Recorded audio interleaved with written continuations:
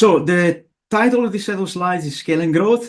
It's more than that, but I want to emphasize the role of scale because the funny thing about the field is that in the 90s, I was finishing my PhD.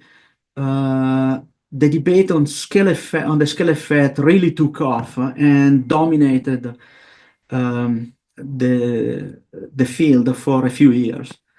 Then it completely disappeared. I remember that there is almost no mention of the scale effect whatsoever in Daron Acemoglu's book, and then it morphed into the market size effect in some applications. But in a way, scale is always there. Scale is always present. These are models of increasing reduced to scale. So scale is always there, and we need to understand what it does, how to handle it. So that's what I want to show you. This approach can deliver in terms of understanding scale.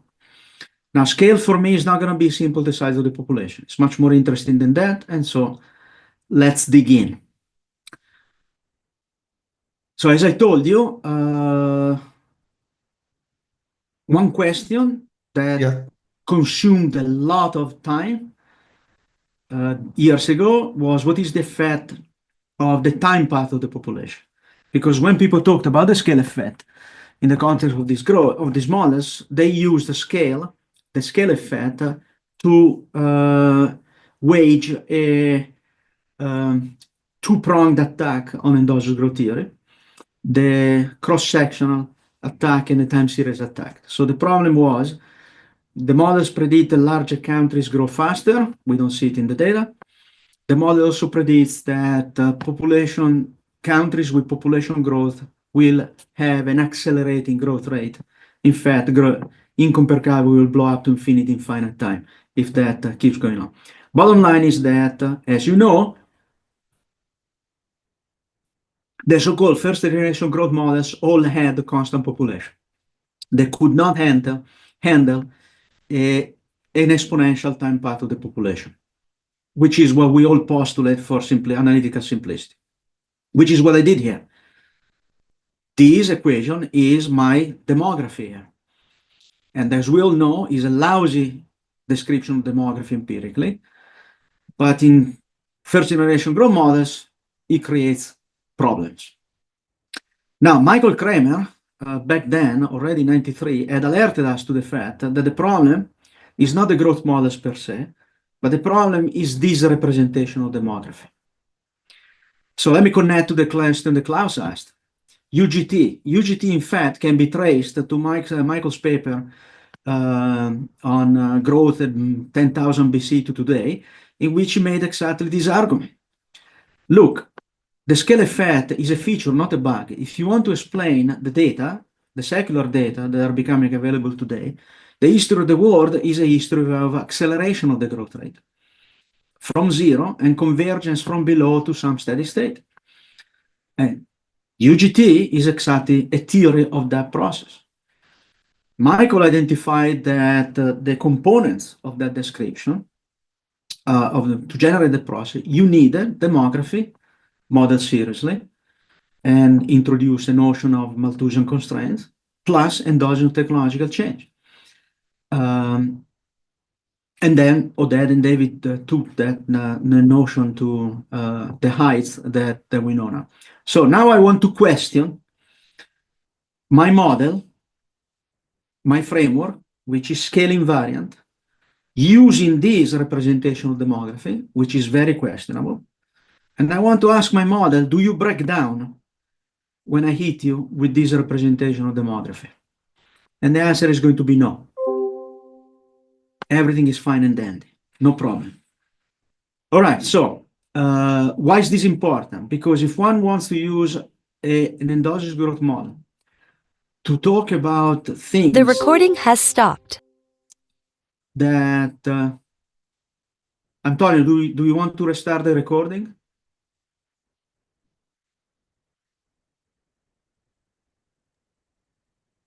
I'm not going to say anything until the recording starts again, since we're here to record this thing.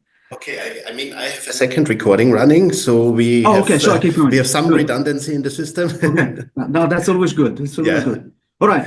So suppose that you interpret L not as population, but as employment, and you want to ask the question: what happens to this model when we have some mean reverting shock that causes to some structural parameters, for example, a tax on labor, that generates some sort of mean reverting behavior of employment in this economy.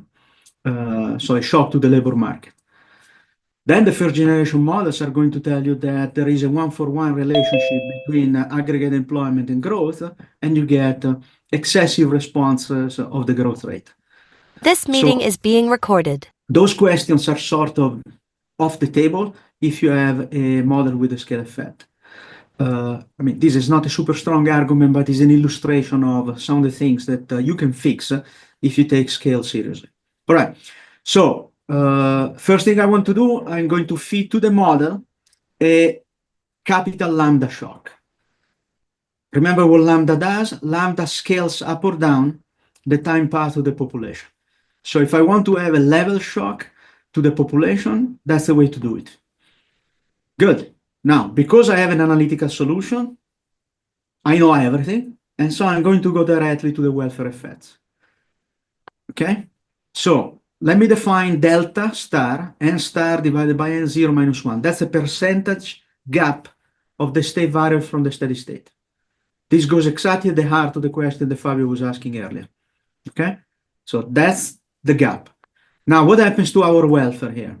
Where our welfare is this expression over here, where I pulled out this discount rate at the denominator to clean up the stuff in the bracket. We have the level effect, we have the growth effect, and we have the transition effect, which is a very nice compressed notation, which is this welfare multiplier that multiplies the initial gap. All right? So remember that N star, Y star, and C star are independent of the population. N star because of scale invariance, Y star and C, Y star because it's defined as expenditure per capita, and C star because it's just a markup, the part that comes from markups. Okay? So the key is that scale invariance tells us that N star is not a function, does not respond to lambda. And remember the definition of the firm size, of number of firms per capita.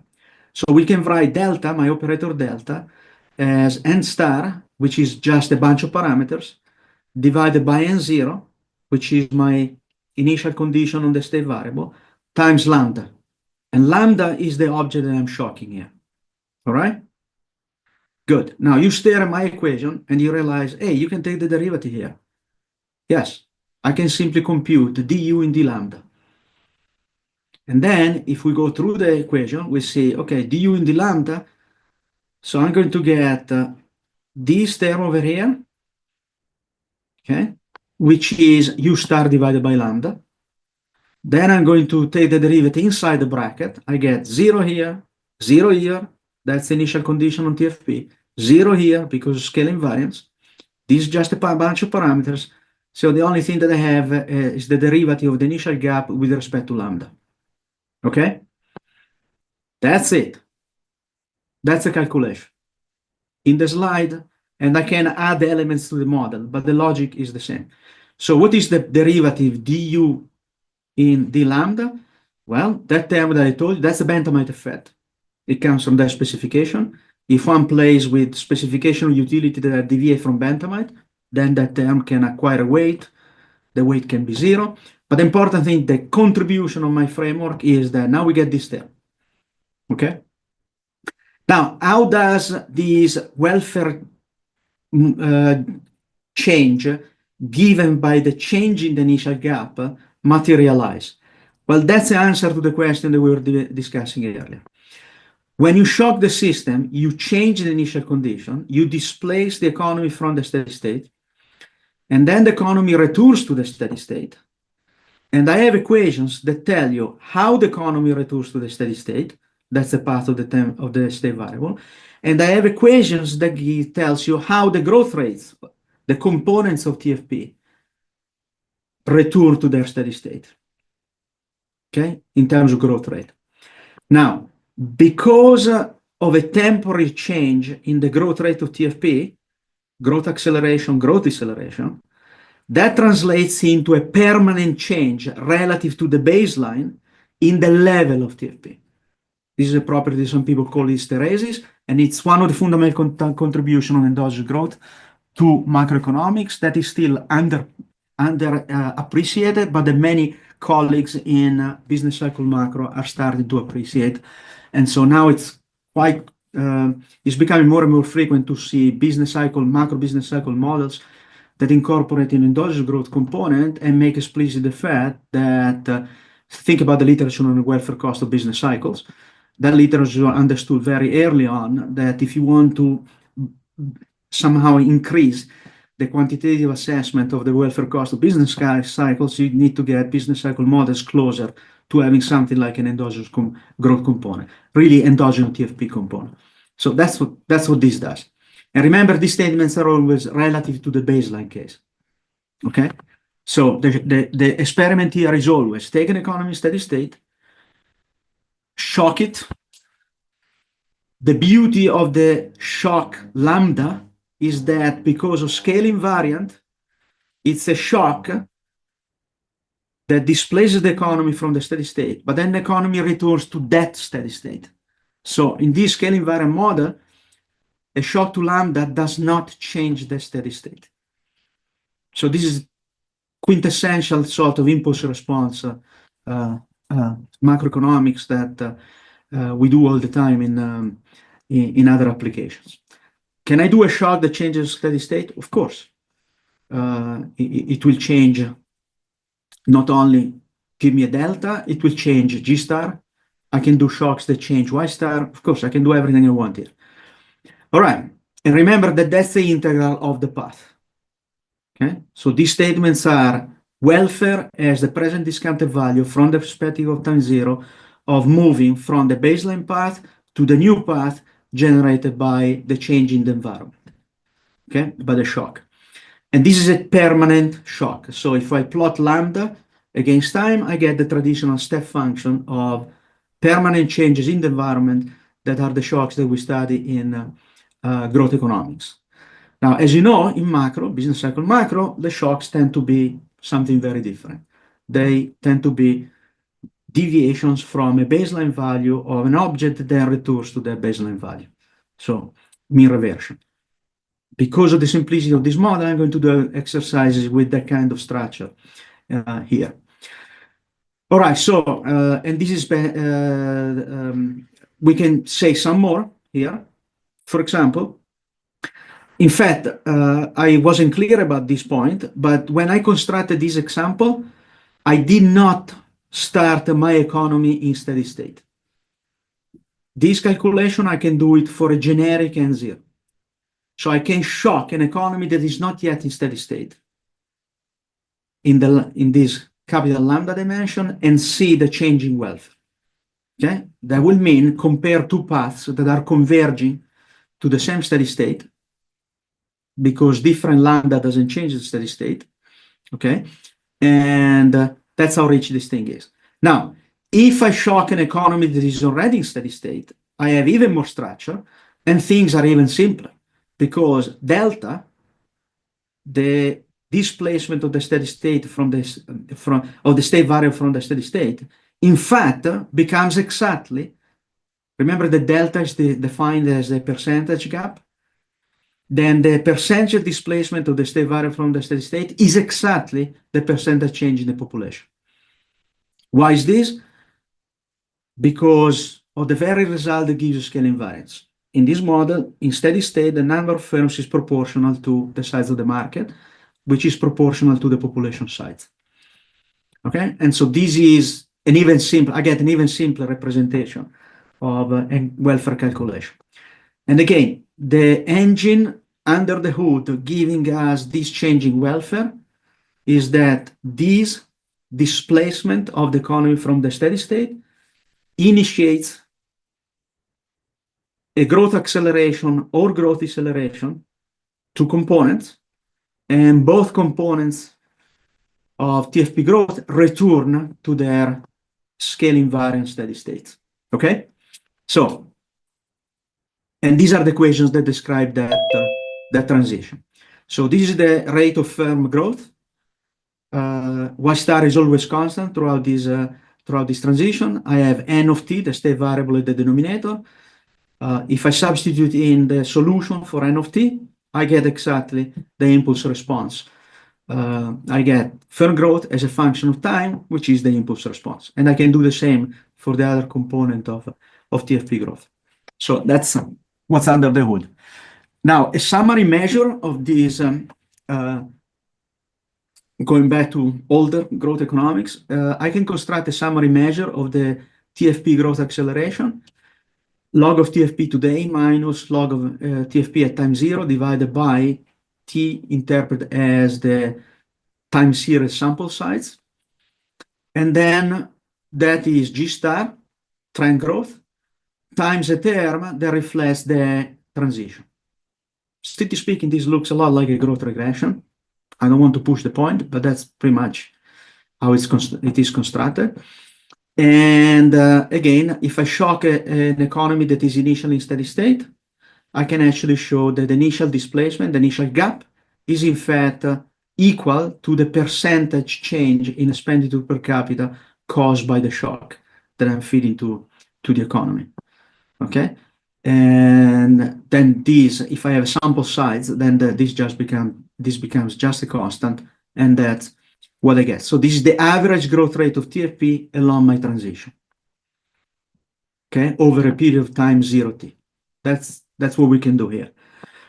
We have a lot of detail. In fact, I can take the derivative of this object with respect to parameters and learn the effect of any parameter on average growth over a period 0t that this model generates. Okay, let's do something even more ambitious. Remember that this should be not L0, but capital lambda. There is this representation of demography, exponential growth of the population is boring and unrealistic. Let's do something more interesting. Let's replace that assumption with a more interesting and realistic representation of the evolution of the population. So let's write population as following a logistic process. The growth rate of the population is a linear function of the population itself. And notice that I'm dividing by L star, some notion of carrying capacity. So I'm changing completely the view of the world here. We no longer live in a world in which population can grow forever at an exponential rate. Now we are embracing the fact that planet Earth is finite, therefore, which is my belief, planet Earth is finite, therefore population must be finite. And this is a way of introducing this notion and do something more. So there are two interpretations of this process that I want to propose here. The first one is that we can interpret this equation as describing the deviation of L from its steady state with decay at rate var sigma. Okay? I think that the Greek letter is var sigma. I forgot it. I can check. If we have a Greek in the audience, please correct me. Anyway, let me call it var sigma because I think it is. So, point is, my words are describing a mean reverting process. And this is what we do in macroeconomics when we feed shocks to an economy. We basically feed a mean reverting process, a process that returns to the mean. Now, the model is deterministic, so I shouldn't talk about mean reverting shock. I should talk about a forcing process. The important thing is that the forcing process is stable and has its own steady state. Okay? And I can map these into a couple of interpretations. So the second interpretation specific to what I'm doing here, which is the high frequency or say business cycle macro interpretation of the process. But I can interpret this process differently. I say, okay, in secular growth perspective, this in fact is a representation of the process followed by a population that is converging to a plateau because of natural constraints. Okay? This is if you talk to natural scientists and you tell them that you describe population growth exponentially, they tell you, what are you, stupid? It must be something like this. Okay, so let's take it seriously. And I'm going to show you what feeding this process to the model does in this perspective, secular growth perspective. Let me call it the low frequency perspective. Okay. All right, so this slide basically summarizes what I just said. With one object, we can do two kinds of exercise. Okay, so let's take the log and time derivative of this equation over here, which was my initial description of demography. Then I get an L dot over L is equal to lambda plus lambda, Greek lambda dot over lambda. This is the growth rate of L that now in this exercise I want to call the labor force.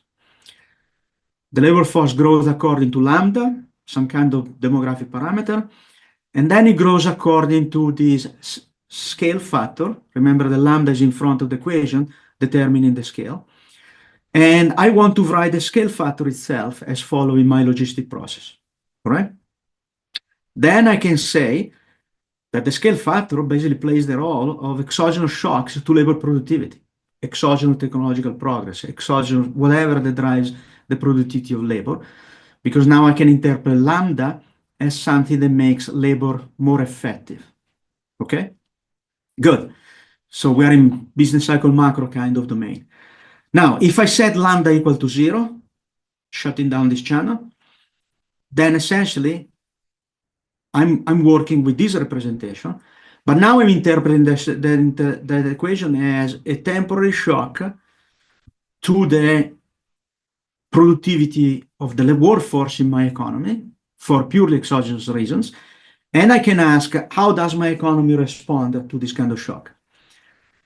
Now, people could say, yeah, but when we do these things in business cycle macro, the equation is always linear. I don't care. I don't care. It doesn't need to be linear. The fact that it is logistic simply, in fact, makes my algebra simpler. I'll show you. All right, so that's exercise we're doing now. So at time 0, L jumps from L star to some initial L, 0, larger than L star. So this is positive shock to this exogenous productivity of labor. And then L returns to L star, okay? So we can construct the impulse response function here. I take the budget constraint of my household, divide through by A, then use my Euler equation. The y dot over y term cancels out. Then I have the growth rate of the labor force, and I say, but wait a second, I have an equation, that's why I wrote the logistic. I have an equation that tells me that L dot over L is a linear function of L itself. It's an exogenous process. There is no feedback from the economy to that process, so everything is nice and dandy. Lo and behold, what happens is that, I can compute expenditure as a function of L. Okay, this is expenditure as a function of my state variable, exogenous state variable. Okay, in macro business cycle parlance, it would be called the shock. I'm going to call it as my forcing process. Okay, good. But once I have that equation, I can also compute the interest rate. So I have market size and interest rate as functions of my state variable. Remember that my state variable follows a process that I can solve for analytically. So I have everything here. Because if I solve the L dot equation, I get L as a function of time. I substitute L as a function of time in these expressions. I get Y and R as a function of time. Good. I prefer to keep my equations written as function of the state variable because I'm going to work with a state space representation. All right. So this is the solution as a function of time. This is the shock the firms see. What do firms see in this model? Firms see a jump up in market size with a return of market size, gradual return of market size to the steady state. And then they see a jump down of the interest rate, followed by a gradual return to the steady state. I don't care about anything else. That's what my firms need to know. In the Schumpeterian industrial core of the economy, this is what firms are responding to. Okay, and so I have many degrees of freedom. I have the flexibility of engineer shocks of this type to the firms through many different ways, entry points for feeding forcing processes. Okay, then what do? I again play with my rates of return, and I look at the equation describing the growth rate of the number of firms in this model that I'm using my compound notation. There is nu. Remember that nu is a composite parameter that gives me the eigenvalue, was giving me the eigenvalue of the system when I use the variable x. Here I want to focus on number of firms for a reason that will be apparent in a second. And that process is logistic if R and Y are constant. But here R and Y are not constant. But I have R and Y as functions of L, the other state variable. All right? So I play a little bit with my equations and I say, okay, what you're telling me is that once you feed to your model this exogenous forcing process, you can write your model. The state space representation goes from one dimension to two. Obviously, you have added a state variable. But this process is block triangular. There is no feedback from this equation to that one. So I know that it remains stable. Okay?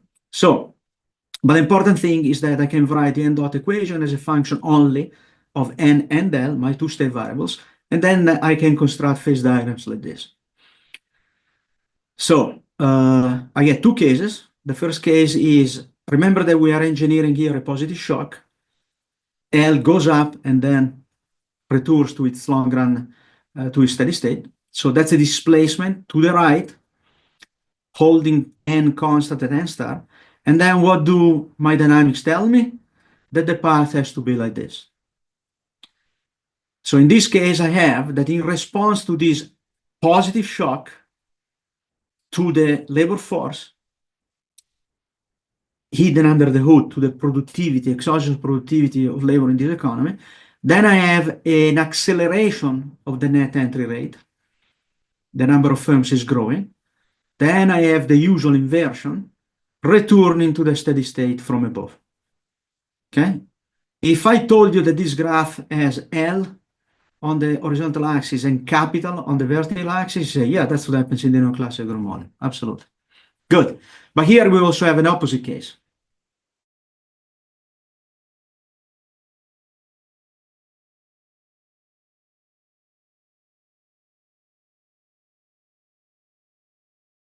To the right. I have lost the audio. I don't know about the others. Same here. Pietro, I think we have lost your audio.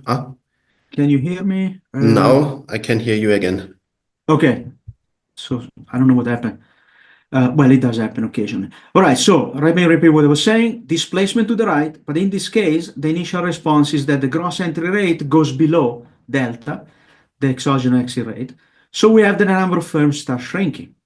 Then, of course, inversion and returning to the steady state. This surprised me the first time I saw it. I thought there must be a mistake. Then I did some more analytical work and I concluded that, in fact, the first time I saw this was in numerical work that my former student, now co-author and friend, Soroush Ghazi was doing, in which he was reporting numerically paths like this, and I say, no, that makes no sense, because I had an intuition trained on this kind of thing. And then we did some analytical work, and we convinced ourselves, no, this is happening, and it's happening for a reason. What is the reason? Then in this model, there is an interaction between investment internal to the firm and entry of new firms. And in Sutton terminology, John Sutton, the great IO economist, when firms invest in-house in R&D, they are choosing to bear an endogenous sunk cost. Endogenous sunk costs act as a barrier to entry because they subtract from the flow in this model from the flow of dividends that you distribute to shareholders.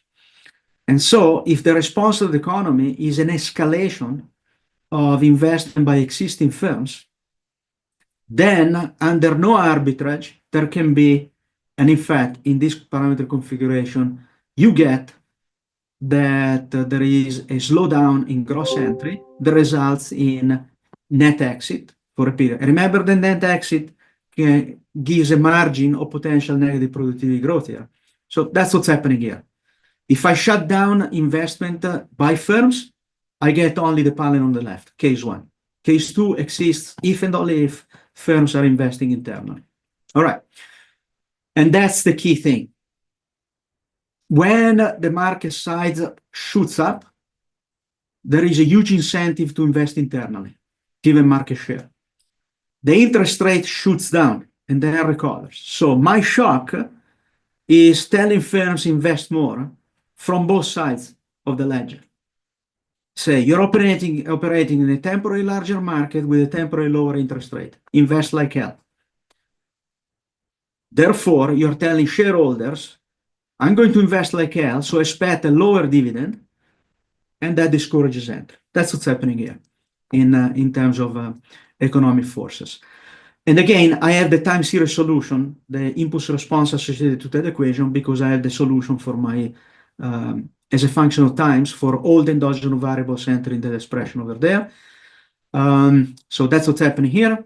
And again, the other thing that I want to emphasize, these are temporary deviations from the steady state that lock in permanent changes in TFP relative to the baseline. This case gives us an unambiguous temporary acceleration of TFP. So relative to the initial steady state, TFP after this path is actually higher. That's the hysteresis part. This case has two forces, but remember that the slowdown in entry occurs because incumbents are investing like hell. So this case as well is a temporary acceleration of TFP growth. And that locks in a permanent change in TFP level relative to the steady state. Okay? So something to think about.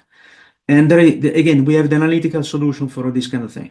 So I would argue that case two should surprise a lot of people because we tend to think positive shocks, there should be an investment boom. Yes, there is, but not if you look at the entry margin.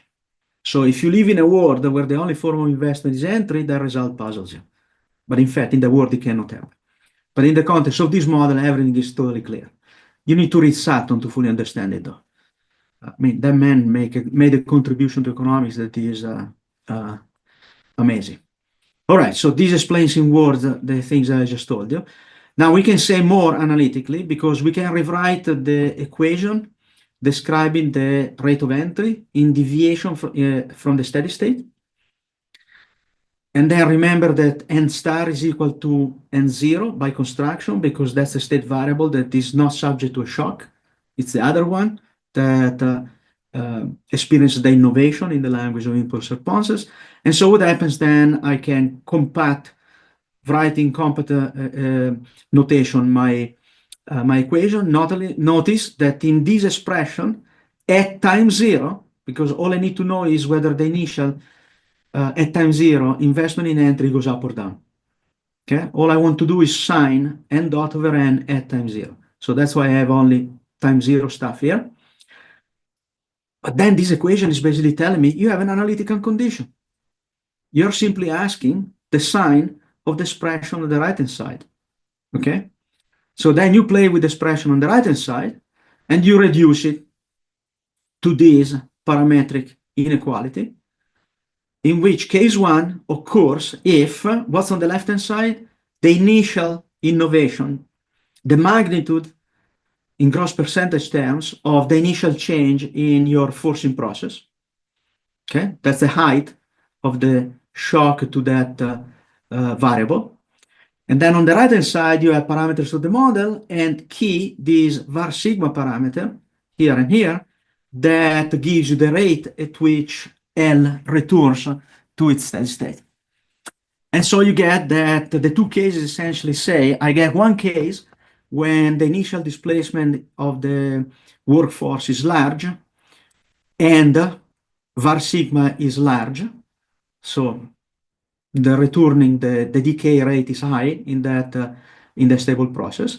And I get the opposite case where the initial displacement is small and or the decay rate of that displacement is low. Translating in layman language, we can say things of the type, a large boom that lasts a short time because the decay rate is high, tends to generate case 2.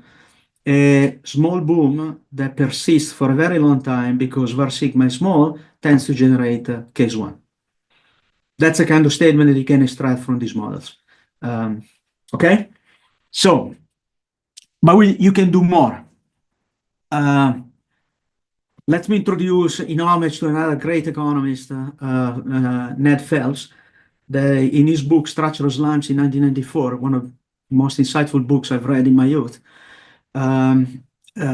He was talking mostly about unemployment and other things, but I think that his notion of a slump, structural slump, is very relevant to what we're doing here. So I'm going to define a structural slump as a prolonged period of stagnation or even falling income per capita due to a change in the economic environment. And this goes to the question that Fabio was asking earlier about how we think about the early part of the growth function that had negative growth for very small values of x. Okay, so we can play with the notion here. Let me tell you immediately what I don't want to do. I don't want the response to the economy to basically replicate the time series behavior, the dynamic behavior of the shock. So I don't want my model to have dynamics that is the dynamics of the external forcing. And in fact, I'm very happy to suppress dynamics of the external forcing in this exercise, feed into the models level changes, step functions of time changes in some of the parameters. And I want all of the dynamics to come from the internal dynamics of the model. Okay, so that's the game we're playing. So I'm not going to use the logistic equation for L that I showed you earlier. That's off the table. I don't want that. I want to go back to the exercise where I had the helicopter drop of people, where lambda changed discretely, becoming larger. And I showed you the welfare effect of that thing. So we're going to do an exercise of the type. And we are going to use the insight, the intuition that we built by doing that exercise, but reversing the direction of the shock. So I'm not going to do a helicopter drop of people. I'm going to do a helicopter lift of people. Okay? Or if you want, aliens come and kidnap a fraction of the workforce in this economy. Okay? That's the exercise we're doing. So to do it with discipline, remember that I need to compute my initial conditions properly because some of my variables are composite variables. So in the global phase diagram, what we're doing is we're feeding a shock that gives us a reset of the economy away from X star. Okay, we're back to the global phase diagram in the space of the firm size. So we want a reset of the economy away from X star to some initial condition. And this is just how to compute the initial condition. And this condition I has expenditure per capita times 0, and then the two state variables. The thresholds don't move. That's the biggest advantage of working with firm size, that the thresholds themselves are scale invariant. And then you can use the expenditure function that I showed you earlier to compute y0 from x0, and then you're basically solving a pair of equations to get your initial conditions. So when I take people away from this economy, I reduce expenditure per capita, and I reduce correspondingly firm size. Okay? Now, I'll tell you later that. So that's my initial conditions. And then I'm going to use the tools that I built earlier, the growth function, the phase diagram, and everything else, to ask the question, what happens to this economy when this shock is large enough that x0 is way to the left in my phase diagram? Not just a little bit to x star, but remaining in the growth region. I want to fish shocks that take x0 all the way to the left in the region where growth can go negative. Okay? Now, we already know that growth will go negative, but something even more interesting happens.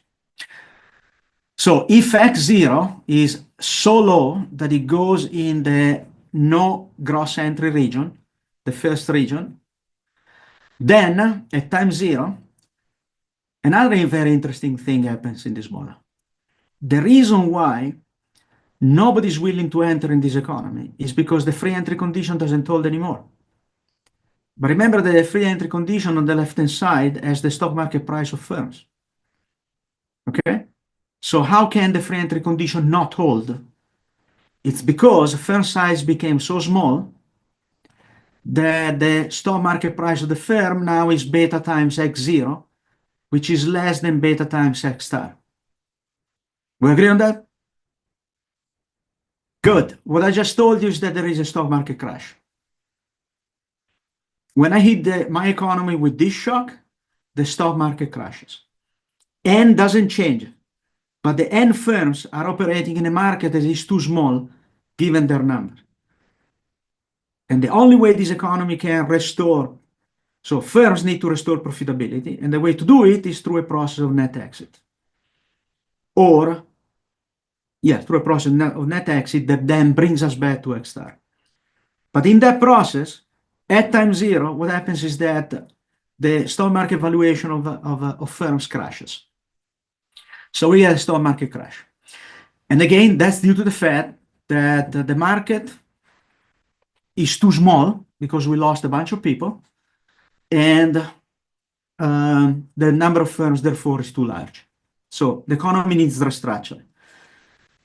The key here is that this theory treats entry, firm investment, entry of new firms, both entry of new firms, and in-house firm investment as irreversible, because there is a non-negativity constraint on the investment part of the story, which is employment in those activities.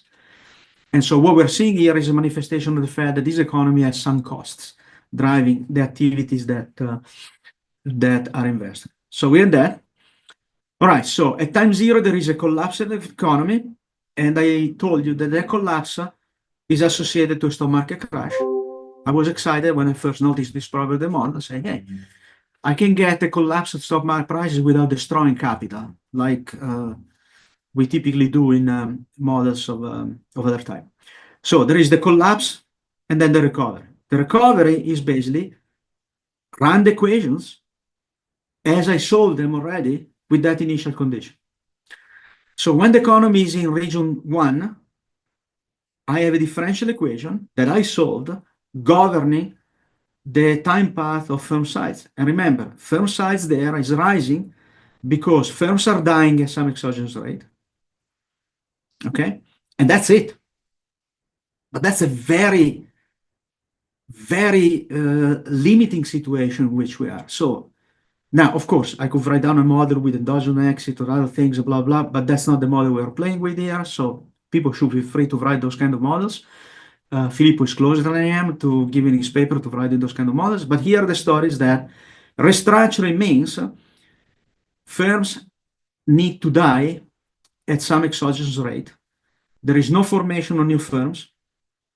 And by the way, remember that there is the gray region with the negative profits where firms exit instantaneously.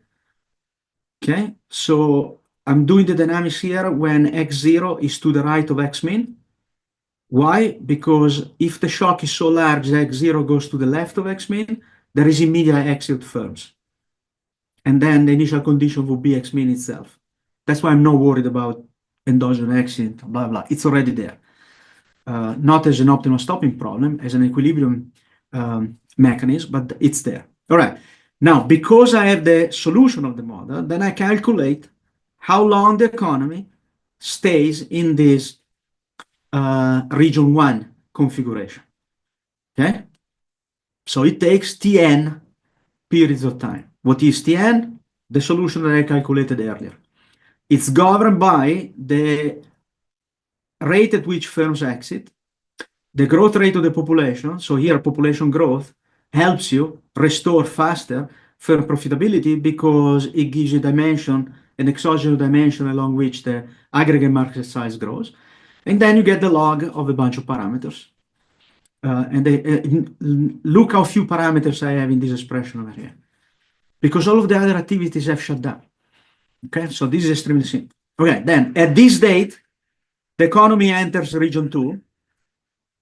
Initially, growth can still be negative because in order to restore positive growth, since there is no firm investment, the way to restore positive growth is that the growth rate, I need to go to the region where there is entry of new firms.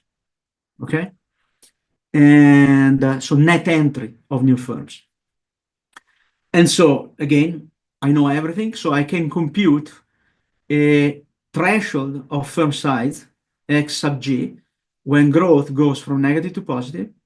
And then I can run my differential equations and compute the date at which growth switches from negative to positive. Again, it's later than Tn, of course. But notice the other parameters, x bar and u bar, are the eigenvalue and the steady state that correspond to the differential equation governing the middle region of my state space. Those are basically composite parameters. Nu bar and x bar are functions of deeper parameters of the model. So there is a bunch of new structural parameters that come into play in determining Tg that did not come into play in determining Tn. Then the firm activates, the economies activate, resume firm investment in-house at time t, which is Tn plus Tz. So this is a visualization of the process I just described for you. The economy is in this steady state. Aliens kidnap a bunch of people. Then I need to have a reset of both firm size and expenditure per capita. And that's another manifestation of this collapse. Remember I told you that the collapse features a stock market crash. Why is the stock market crashing? Because firm size is crashing. But why is firm size crashing? Because the numerator of firm size, market size, is crashing. Why firm size crashing? Because two things are crashing. The population, people disappeared, and expenditure per capita crashed. Why does expenditure per capita crash? Because this shock makes people poorer. Since there is the crash of the stock market, their wealth goes down. Okay, that's one part of the, so everything is in there.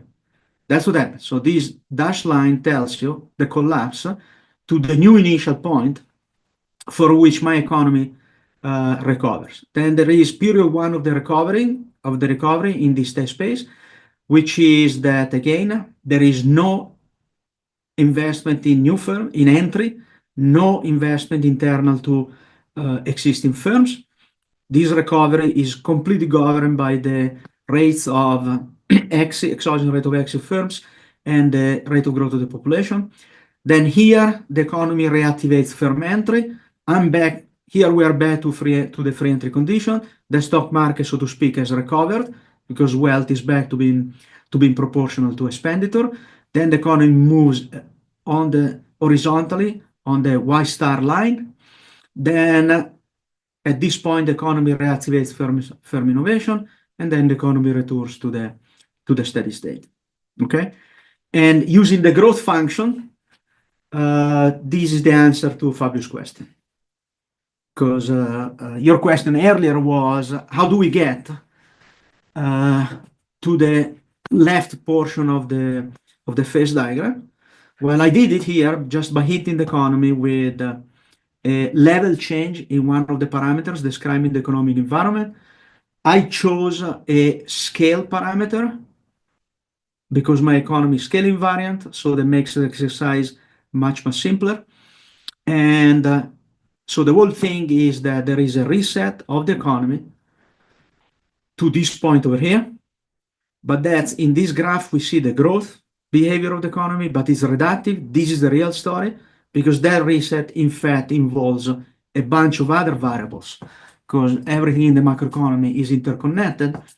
And so when the shock hits in this economy, we get stock market crash, expenditure per capita crash, and then the recovery that has three different phases.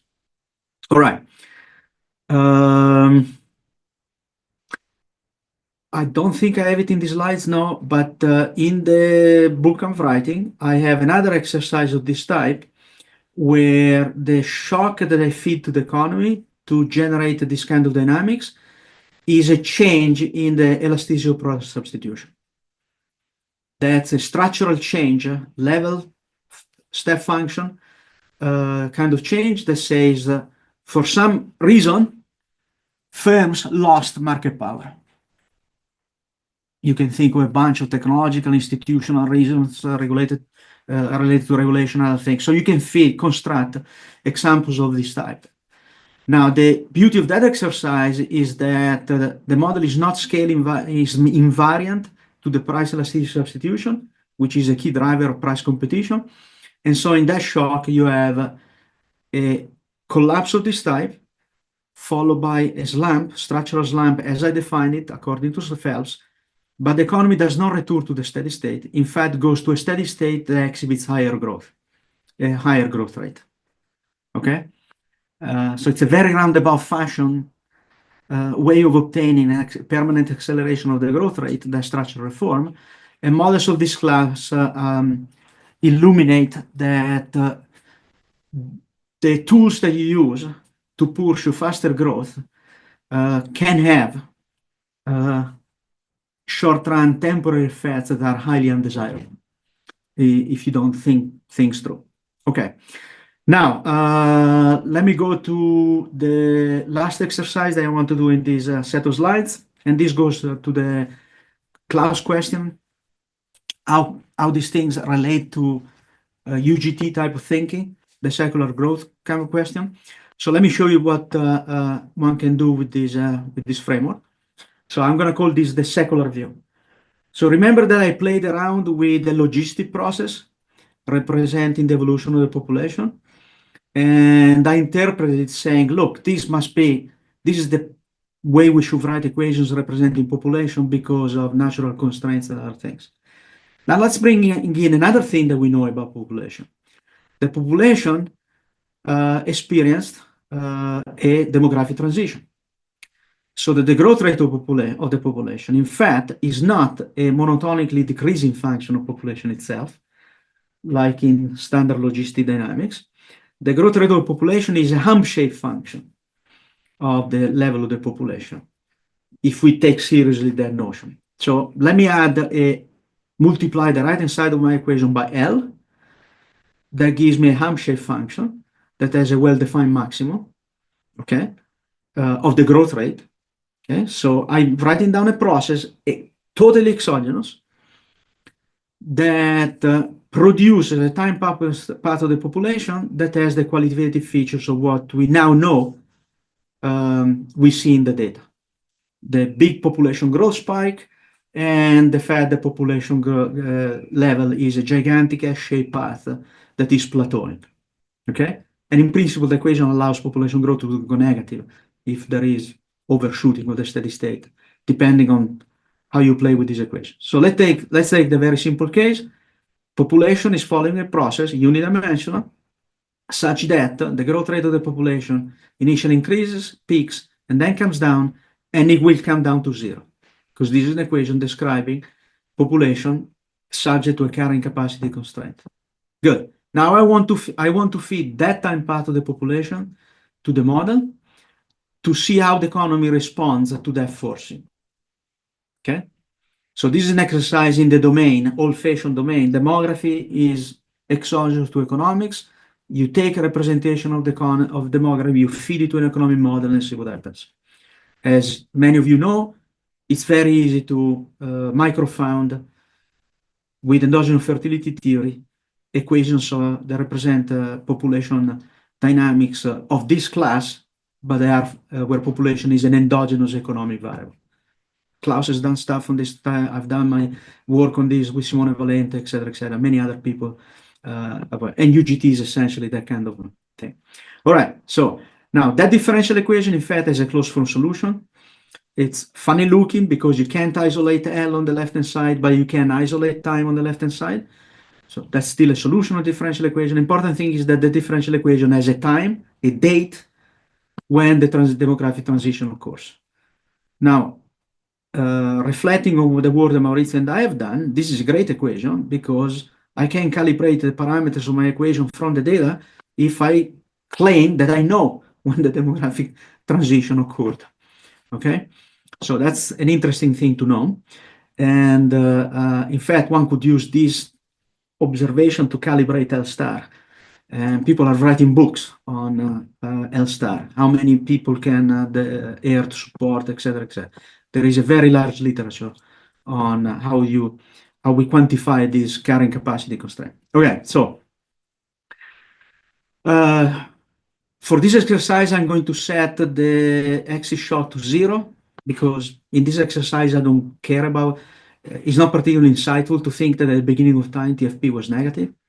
So for this particular exercise, I'm happy to set delta equal to 0. Doesn't need to be, but it marginally simplifies the expression. Important thing is that, again, because I know everything in this model, okay, there is a free entry region, the industrial area, that consists of region 2 and region 3 in the phase diagram. The important lesson of the model is that once we are in the free entry region, the model is scale invariant, and the dynamics of X doesn't care anymore about the dynamics of L. Okay? So the transition from the pre-industrial era to the industrial era in this model is a decoupling of the dynamics of firm size from the dynamics of the population. Okay. So the real difference here is in the pre-industrial era, the first region of the phase diagram. So using this information, remember that I have the x dot equations from the previous analysis. So the only thing that I'm doing here is I'm modifying the first branch of the differential equation governing x, the x dot, allowing for the fact that now, instead of having lambda, a constant growth rate of the population, I have this expression over here. Okay? This is the same equation that I had before, with delta equal to 0, and lambda replaced by this function representing the growth rate of the population. Good, that's my dynamical system. What's the difference here? That now I am in 2 dimensions because I added the state variable to my system. Then I can compute the threshold of firm size that now is a function of population size that gives me the transition to the industrial era, from the pre-industrial era to the industrial era. Everything else remains as simple as it is. So let's focus on a path where that displays population growth. Okay, I know everything. I can do also negative when population is converging from above to the steady state, which is something that we should be doing, understanding given the data that is telling us that in many countries population growth is negative, through the lens of this equation that tells me, oh, it looks like L star changed, some A or something like that.